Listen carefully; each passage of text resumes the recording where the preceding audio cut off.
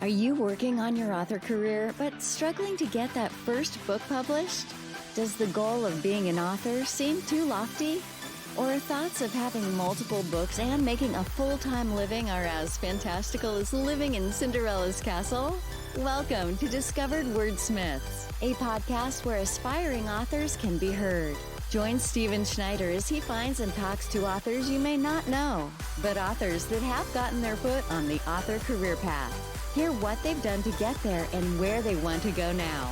Settle back. It's time for a bit of inspiration and advice. Come listen to today's Discovered Wordsmith.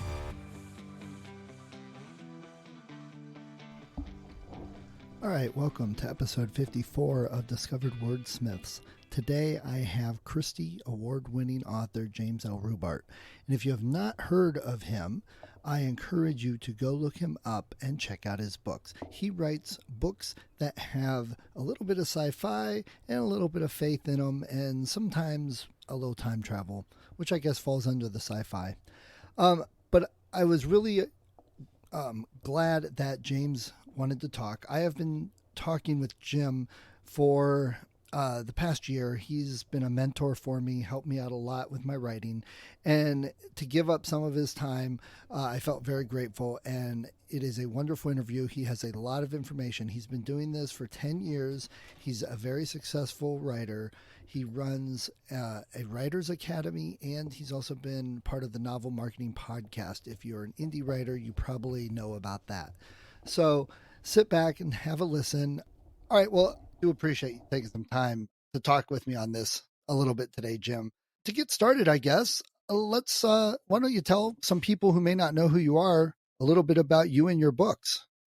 Yeah, so James L. Rubart is the name on the books, but all my friends call me Jim. So that's how most people refer to me, and I'm really comfortable with people doing that.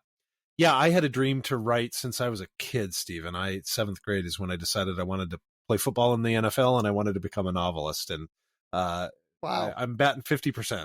Well, hey, that's pretty good. Yeah.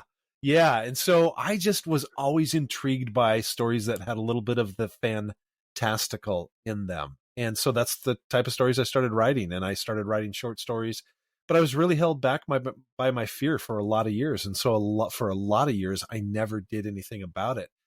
And when I finally dove in full force and had my first novel published in spring of 2010. And I've got 10 novels out at this point.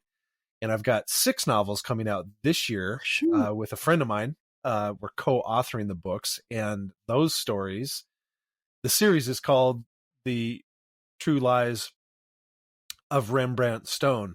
And essentially, it's the story of an ex-detective who has a cold case that haunts him, and he travels back in time in order to solve the cold case. So it's kind of a crime thriller, definitely a little bit of that weird fiction time travel that I like to write. And so really excited about that series.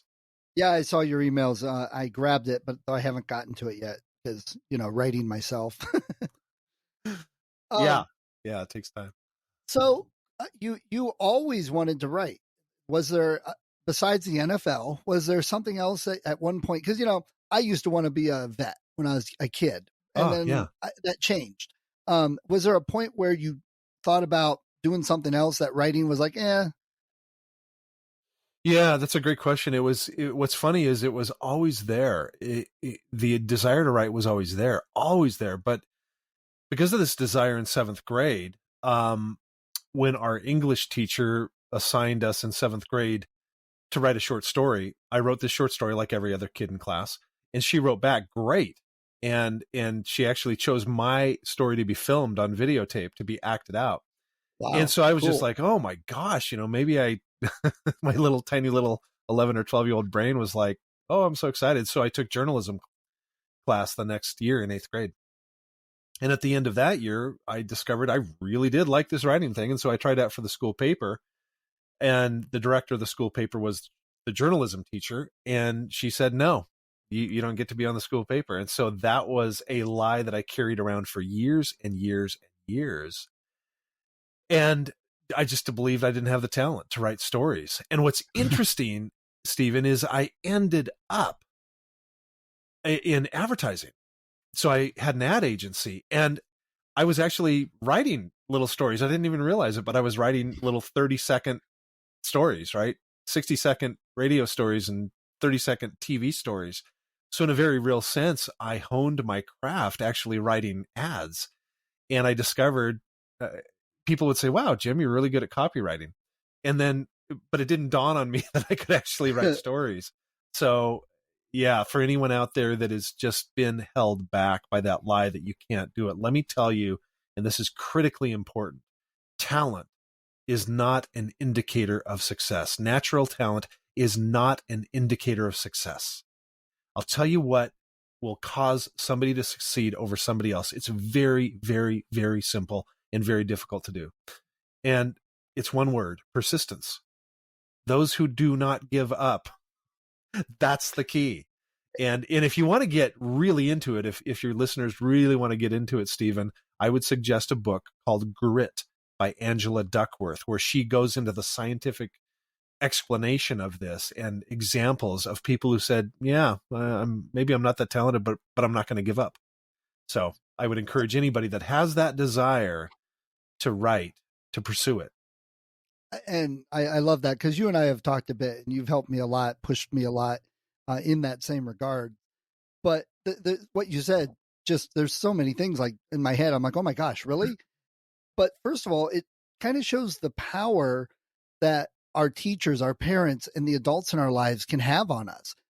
Do you think that if you hadn't gotten that negative feedback, that kind of push in the opposite direction, do you think maybe you might have gone a slightly different direction and published earlier than you did? Oh, I think without question. Without question. If I'd been on that school paper and I'd started to pursue writing, and without question, because here's what really held me back, and it's nuanced. And that is the reason I did not pursue writing full out earlier on is because this was my biggest dream. And if I went after it and it crashed and burned, then Stephen, I wouldn't have anything. I wouldn't have any purpose in life. And so it sounds funny to say I wouldn't have any purpose in life because you weren't pursuing it anyway, right, Jim? No, I know I wasn't. But at least I had the fantasy. At least I could hold on to the fantasy. Whereas if I had pursued it, crashed and burned, then I wouldn't even have something to dream about. And so that is why I didn't pursue it earlier. So I think that's an excellent question. Yeah, I think my life would have gone different. And I love that. We've talked just recently about the fear with kids, especially, and not and getting held back by the fear. And that's funny now because you're a Christy Award winner. So you've got, not only the chops to write, but now you've got validation. It almost makes you want to go back to the teacher. And I've heard other people say this about there too. They want to go back to these teachers, back to these parents and adults and say, yeah, see, I could do it. It kind of makes me chuckle because, I look at you, I've known you post being a Christy Award winner and successful writer. So I don't know that earlier part of you. I can imagine though, how did you feel when you finally got something published that you got rid of the fear, went and published, and then you ended up being very successful with that book?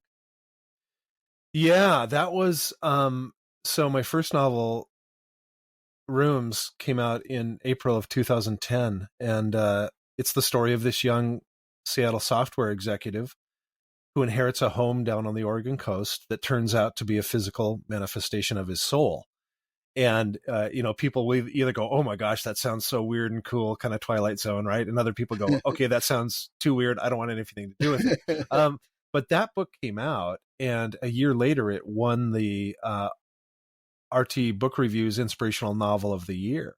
And Stephen, to get that award, at all these books, it was just like, that was incredibly validating. And I definitely go through times, I think every author does, of the imposter syndrome where, oh my gosh, someday they're going to figure out I really have no idea I'm doing what I'm doing, right? I don't know what I'm doing, but I've fooled them all so far. But getting that award, that made me think, that was a shift in my mindset of, oh wow, maybe I do have a little bit of talent at this thing. So yeah, you're right. That was a big step. And again, I just imagine, if you had published 20 years before that, the books we might have to enjoy, the the good you could have put into the world that kind of may not happen or been totally different. So I guess there's the overall lesson. The power adults and teachers and parents have on kids can really impact their lives. Can we go back? Can we just sit on that just for a minute? You're so right with that statement. And anyone that's listening right now to this, if you are a parent or a teacher, or even maybe you're just a friend of somebody that wants to write, that encouragement is a game changer. And you don't realize the power of your words as a teacher, as a coach, as a parent, even as a peer. That encouragement is huge. So please do not neglect that. We writers are so neurotic and so insecure and so fragile at times. We really need that voice of encouragement. And every author seems to have that. I mean, even you've probably heard several interviews or read interviews with Stephen King, and he talks about some of his early stuff. His mother sent around to all the relatives and they all bought it for like $0.25.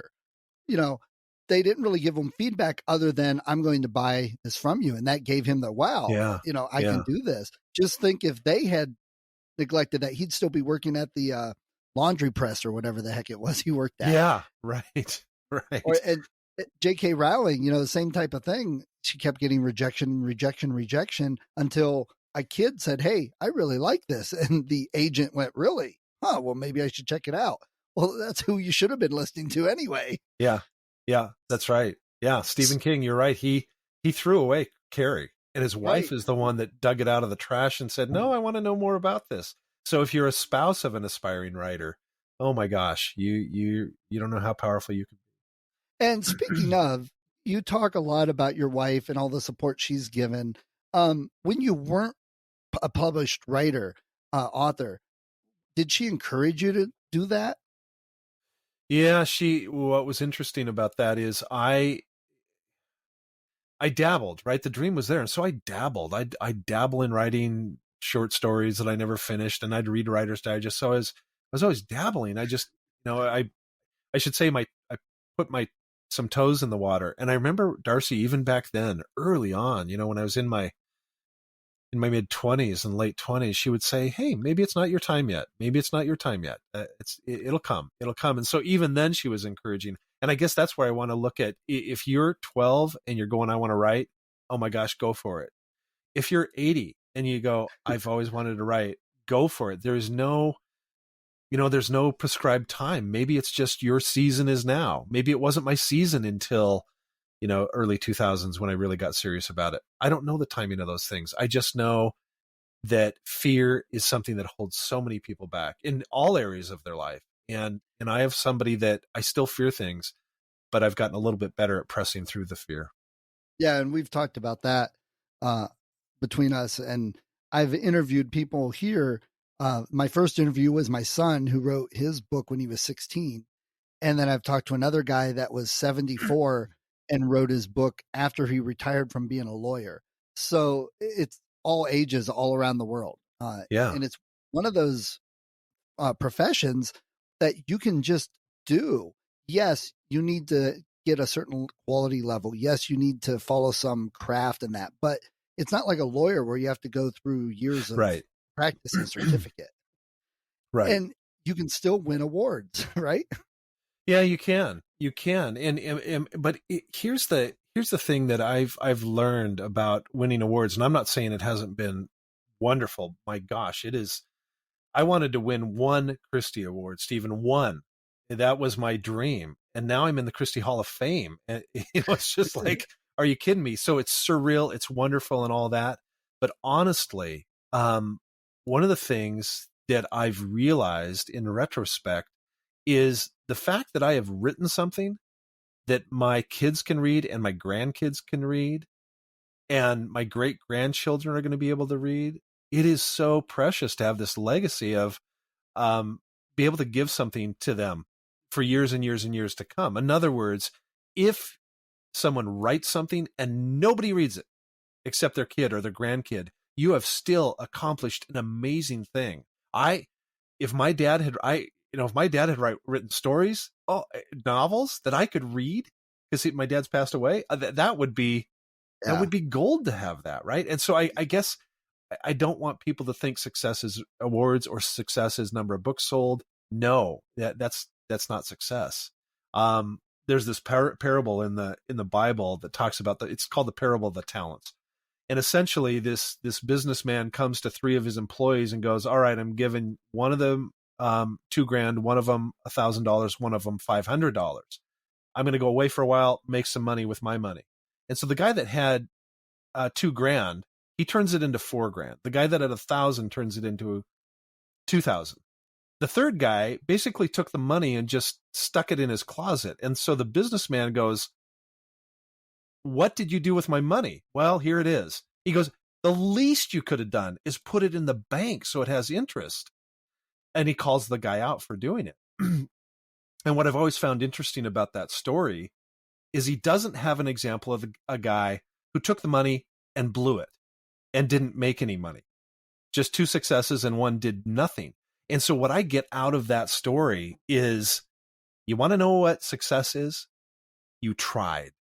With the gifts and abilities you've been given, and everyone's got, more or less, you gave it your best shot. And if you do that, you are a success. Yes, I totally agree with that. And that's one of the reasons I started the podcast, was a lot of indie authors, especially in the various groups, they'll talk about how much they're making, or the podcasts all interview these very successful authors.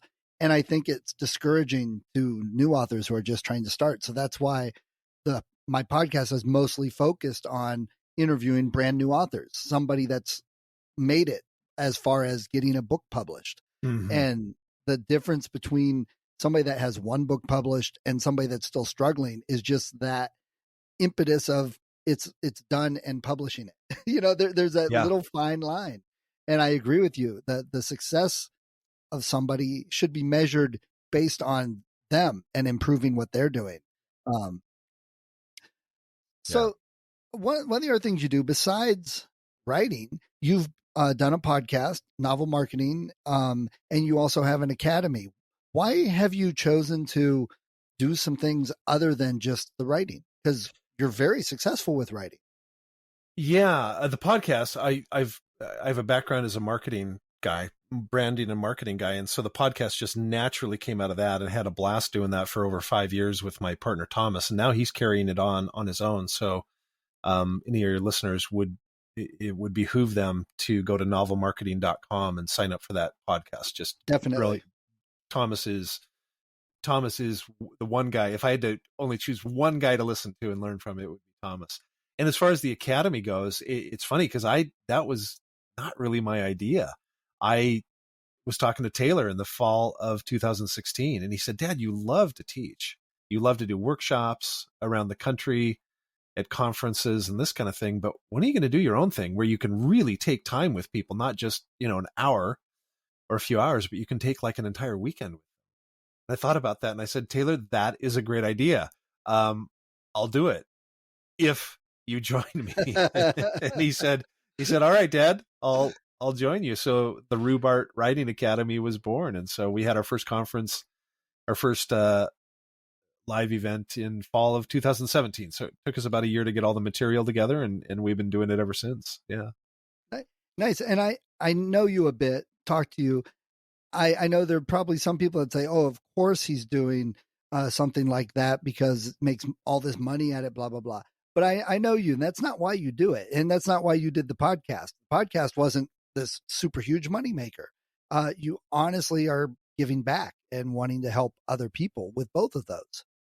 Yeah, we're all given different focuses and different talents and different gifts and different interests and different, just our personalities. And for me, I guess I remember so well how it felt starting out. And I felt a lot of times really discouraged, and it's a bumpy road, the publishing world. And so I guess I would say one of my gifts, or one of the things I love doing, is encouraging people. I just love encouraging people. And so that the Academy gives me a chance to say, I was there. I get it. This is what I did. I think you can do the same thing.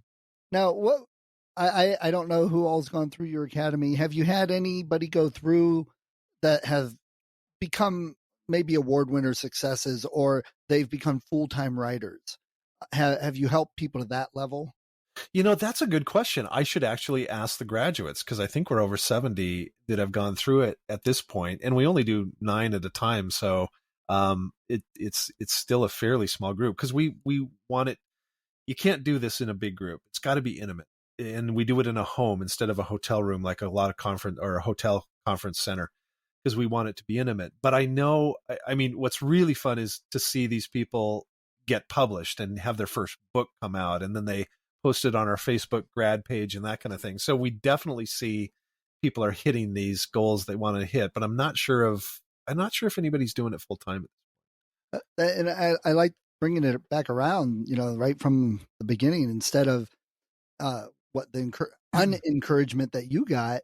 You're doing the exact opposite, encouraging people, helping them finish to get that book out and get into that line, I guess you could say, instead of some other path.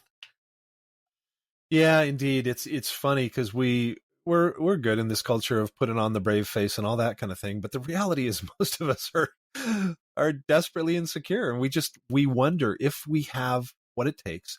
We wonder if there's anything inside us worth saying. And I just love to come alongside people and go, yes, and yes. Yeah.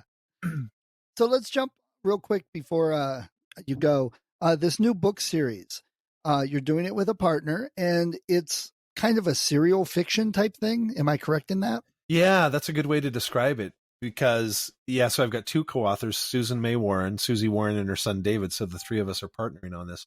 And we decided to release it as a series, more like TV episodes than typical novels. And by that, I mean in 2 ways. One, you're not going to have to wait a year to get each subsequent book. We're releasing them every other month through the end of this year. So all 6 will release this year. The first one just released as of the recording of this podcast.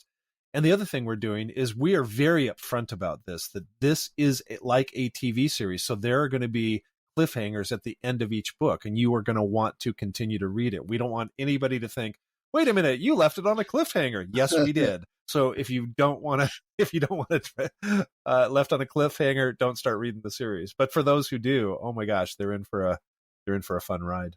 Have you gotten any feedback on that first book yet?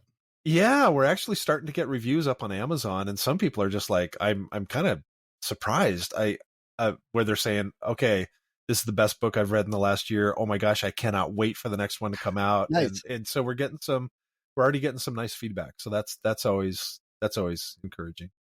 Yeah. Well, it's in my queue, but you know how reading queue goes. It just seems to I do. I do know that. Actually, that's the one bad thing about having the Kindle with an ebook reader, is you don't see how big your reading queue is. So it's deceptive. It is.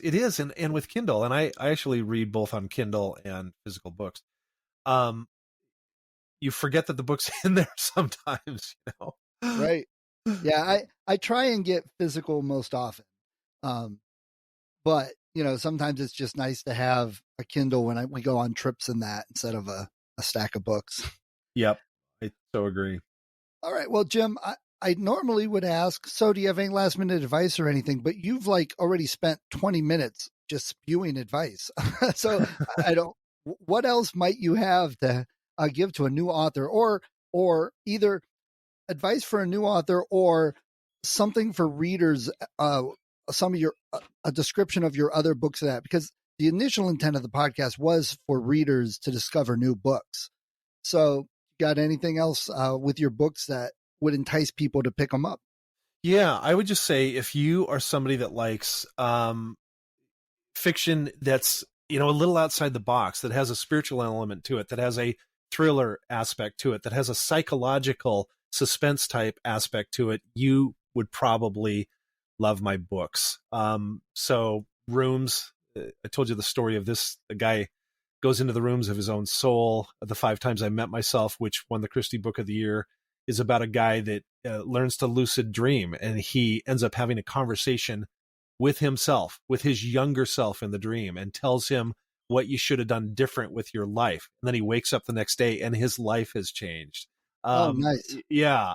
The Long Journey to Jake Palmer is the story of a guy who tries to find this legendary lost corridor that if you find it and get through it to the other side, you will get what you want most in the world. And so, I love these stories that have a little bit of supernatural, psychological strangeness to it. My agent and my editor both say, yeah, you've kind of created your own genre. So if that sounds appealing, I think people would really enjoy my stories. And one of the things I love is hearing from readers. So if you read it, have thoughts, love to hear from you. Well, hopefully I will get a couple people that'll pick up books. I know I've got a couple of years waiting. Once again, that reading queue. Yes, indeed. Well, Jim, Indeed. thanks for taking, I had told you 10 minutes, but I think I lied to you because we've been on for like 20. But I appreciate you taking some time to talk with me. You're very welcome, Stephen. Thanks for having me. And maybe we'll do it again someday. Yeah, that'd be great. Maybe after your next couple of awards. Okay, sounds good. Thanks. Thank you for listening to Discovered Wordsmiths. Come back next week and listen to another author discuss the road they've traveled, and maybe, sometime in the near future, it might be you.